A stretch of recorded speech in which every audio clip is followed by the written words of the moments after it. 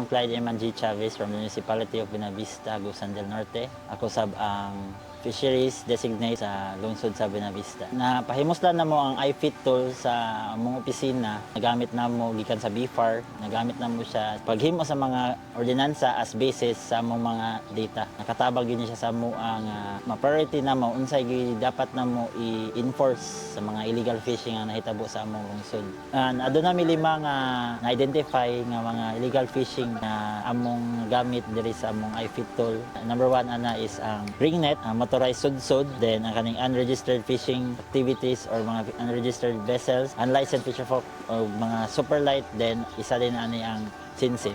Nami mga patrol operations or surveillance nga ginabuhat kada bulan, nami surveillance kada bulan mga kaduha. Regular na mga surveillance kaduha sa isa ka bulan. Then nami mga surprise or say mag-assist me kung naapoy kuan sa maritime o sa Coast Guard na activities. Amo silang gina-assist. Sa mga ordinansa, ang iFit tool nakatabang siya nga mapalig-on o ma-update pud ang amo ang mga ordinansa nga every year nagi mga bag-o nga mahimo nga mga ordinansa para lang maprotektahan ang atong kadagatan. Ang iFit tool namugod say datas na mga makuha namo dito nga maputoy ihatag pud namo sa mga katawhan nga mao ni update sa mga illegal fishing nga nahitabo sa Buenavista.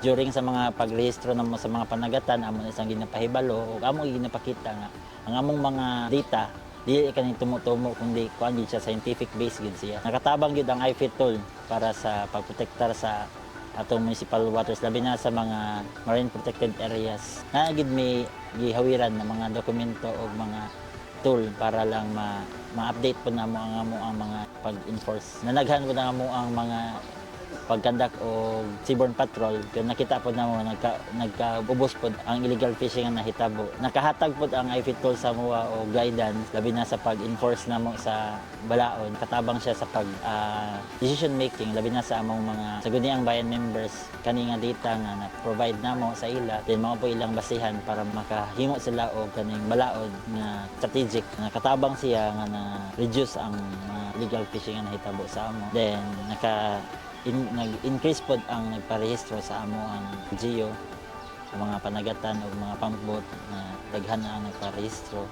Tungod sa iFit tool nga among nagamit as basis para paghimo og mga decision making o pag-create sa among mga ordinance, ka-provide ang LGU sa MOA o patrol boat nga bag-o na duha ka patrol boat, double engine na patrol boat na provide sa amo. Then tagaan pod mi og pisina para sa amo ang M-Pharmacy o gihimo kanina mo og lugar para sa mong meeting place para sa M-Pharmacy o sa mga bantay dagat nato during mga seaborne operations. Then katabang po ng iFit tool nga maka-create of ordinance labi na sa gagmay itong fisher folk kay kasagaran mo madakpan gud mga pobre gyud. So napangitag pa maagi iagi sa namo og mga citation ticket mo to nga desisyonan sa mga SB mga himo og ordinansa. As of this year ubay na may og nadakpan namo atong mga niaging buwan o niaging adlaw nakadakop uban ng maritime o motorized sudsud nadakpan namo diri sa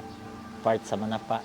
Paggamit sa IUF nga iFit tool unta sa BFAR providean pa mi og another na pod na refresher or training para sa amo nga ma-enhance pagid namong kagalingon sa paggamit sa iFit tool. Makadugang pag suporta sa among opisina labi na sa pag-enforce sa mga illegal fishing.